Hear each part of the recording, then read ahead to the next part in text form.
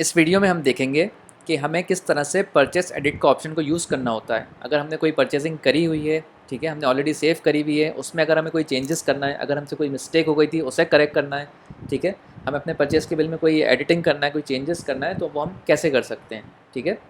तो इसके लिए हमें जाना होता है परचेज मैनेजमेंट के ऑप्शन पे, ठीक है। हमने इस पर क्लिक करा, ये हमारा परचेज मैनेजमेंट का पेज ओपन हो गया है, ठीक है। यहाँ पे हमारे पास एक ऑप्शन होता है परचेस एडिट का, ठीक है, इस पर हम क्लिक करते हैं, ठीक है। यहाँ पे आप देख सकते हैं कि हमारे पास जो लास्ट 5 परचेजेस हमने की होती हैं उसकी लिस्ट हमारे पास आ जाती है, ठीक है। परचेस एडिट पे हमें सिर्फ लास्ट 5 परचेजेस ही शो होती हैं, ठीक है। तो हम यहाँ से डायरेक्टली इनको एडिट कर सकते हैं। अगर इनमें से हमें किसी बिल में एडिट करना है, यहाँ पे एक व्यू का बटन होता है पर्टिकुलर आइटम को व्यू करने के लिए, ठीक है, ताकि हम इसके आइटम्स चेक कर सकें इस परचेज़ आईडी के अंदर, और हम यहाँ पे एडिट के बटन पे क्लिक करके इस परचेज़ बिल को एडिट कर सकते हैं।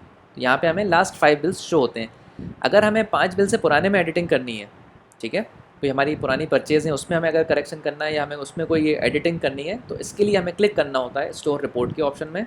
इसमें क्लिक करता हूँ, ठीक है। यहाँ पे हमारे पास जो परचेज रिपोर्ट का ऑप्शन है वो ओपन है डिफ़ॉल्ट के अंदर, ठीक है। अब यहाँ पे हम अपनी डेट सेलेक्ट कर लेते हैं कि हमें कौन सी डेट की परचेज़ ओपन करनी है, ठीक है। यहाँ हम परचेस डायरेक्टली परचेस आईडी से भी सिलेक्ट कर सकते हैं। हमारे पास और भी फ़िल्टर्स हैं, इनसे यूज़ कर सकते हैं। मैं यहाँ पे कोई भी बैक डेट की एंट्री को ओपन कर लेता हूँ, ठीक है। तो यहाँ पे आप देखें कि मैंने कोई बैक डेट के अंदर जो फ़िल्टर लगाया है, तो यहाँ पे इस डेट के बीच में जितने भी बिल्स हैं मेरे, यहाँ पे सारे ओपन हो गए, ठीक है। यहाँ पे आप देखेंगे तो हर बिल के सामने एक एडिट का बटन है, ठीक है। मैं डायरेक्टली इस एडिट के बटन पे भी क्लिक करके अपने आइटम को एडिट कर सकता हूँ, ठीक है। तो मैं यहाँ पे देखिए फर्स्ट वाले आइटम को ओपन कर लेता हूँ, ठीक है, एडिट मोड में। कि मैंने इसमें एडिट में क्लिक किया, अब मैं रीडायरेक्ट हो गया हूँ परचेस एडिट के पेज पे। आप देखें उसी पेज पे मैं वापस आ गया हूँ, राइट। और यहाँ पे मेरे जो इस बिल के आइटम्स थे वो भी ओपन हो गए। आप यहाँ पे देख सकते हैं दोनों आइटम मेरे शो हो रहे हैं, ठीक है। अब यहाँ पे मैं क्या कर सकता हूँ, इस आइटम को एडिट कर सकता हूँ। लेकिन उससे पहले मैं आपको बताना चाहूँगा, यहाँ पे हमें कन्फ्यूजन रहता है कि हमारा आइटम कभी कभी हम परचेज एडिट में ओपन करते हैं कोई बिल को, तो हमें एक आइटम अपना रेड कलर से यहाँ पे शो होता है, ठीक है, जिसे हम एडिट नहीं कर पाते हैं, ठीक है। तो ये हमारा क्वेश्चन होता है कि आइटम रेड कलर से क्यों शो हो रहा है। तो उसके देखिए 2 रीज़न्स होते हैं, ठीक है। रीज़न नंबर 1, या तो हमने इस आइटम में से जो हमने यहाँ पे परचेजिंग करी थी इसमें से कोई क्वांटिटी को सेल करा है, ठीक है। पूरा आइटम भले ही हमने सेल नहीं करा है, अगर 10 क्वांटिटी हमने यहाँ पे परचेस करी हुई थी, ठीक है, उसमें से एक क्वांटिटी को भी अगर सेल कर दिया है हमने, ठीक है, तो अभी हम इसको डायरेक्टली एडिट नहीं कर सकते और ये हमें रेड कलर से शो होता है, ठीक है। जो नॉर्मल आइटम होता है जिसको अभी हमने सेल नहीं करा हुआ है वो हमें ब्लैक कलर से शो होता है, हम डायरेक्टली इसको एडिट कर सकते हैं यहाँ से, ठीक है। यहाँ पे हम क्लिक करके जो भी हम एडिटिंग करनी है हम डायरेक्टली कर सकते हैं, बट जो रेड कलर से शो होता है उसे हम डायरेक्टली एडिट नहीं कर सकते, ठीक है। उसके लिए आप अगर लेफ्ट साइड में देखेंगे यहाँ पे एक एडिट का बटन होता है, ठीक है, लेफ्ट साइड में यहाँ पे आप देख रहे हैं, इस पर हमें क्लिक करना होता है। ये मैंने क्लिक किया, अब हमारे पास ये फील्ड हो गई है एडिटेबल। ये देखिए आपका रेड कलर जो है पूरे कन्वर्ट हो गई है ब्लैक कलर के अंदर फील्ड हमारी, ठीक है। अब ये एडिटेबल हो गई है, अब हम इसके अंदर कोई भी एडिटिंग कर सकते हैं, ठीक है। तो ये डिफरेंस होता है हमारा। इसके बाद यहाँ पे हमें चेंजेस करने के बाद इसको सेव करना होता है, अभी हम इसको करके देखेंगे, ठीक है। मैं पहले इसका एक ओवरव्यू दे देता हूँ आपको। अब यहाँ पे हमें अगर और भी कोई चीज़ चेंज करनी है, आइटम के अलावा भी अगर हमें कोई चेंजेस करना है, जैसे कि हमें अपने करेक्ट सप्लायर का नेम डालना था, हमने गलत नाम पे बिल को सेव कर दिया था, ठीक है, तो हम यहाँ पे वो भी कर सकते हैं। पूरी सप्लायर लिस्ट हमारे पास है, ठीक है।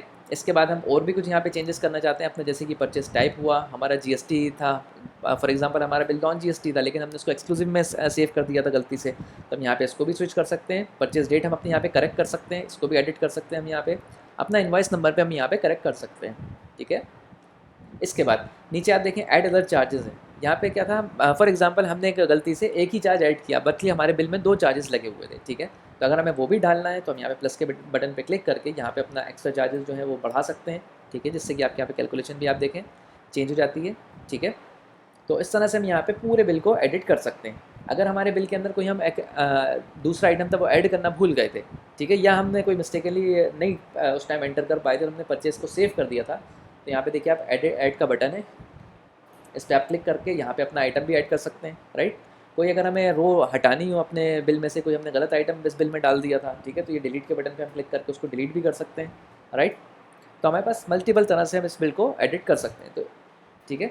अब मैंने जैसे आपको बताया कि हमें इस आइटम को एडिट करना है जो कि हमने ऑलरेडी सोल्ड कर दिया था, जो हमने बेच दिया था, ठीक है, या उसमें से कोई क्वांटिटी सेल कर दी थी, ठीक है। तो फॉर एग्जांपल इस आइटम का मुझे अगर नेम चेंज करना है तो मैं यहाँ पे नेम चेंज कर देता हूँ, 888 कर देता हूँ उसको मैं 888, ठीक है।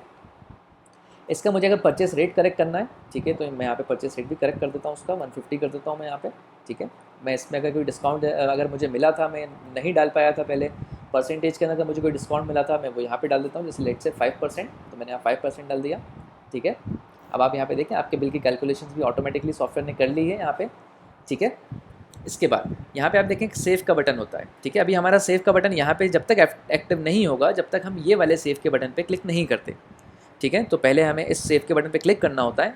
और एक चीज़ मैं आपको यहाँ पे बताना चाहूँगा, ये सिर्फ उसी आइटम के लिए हमें शो होता है यहाँ पे सेव का या एडिट का बटन जो हमने ऑलरेडी सोल्ड कर दिया था।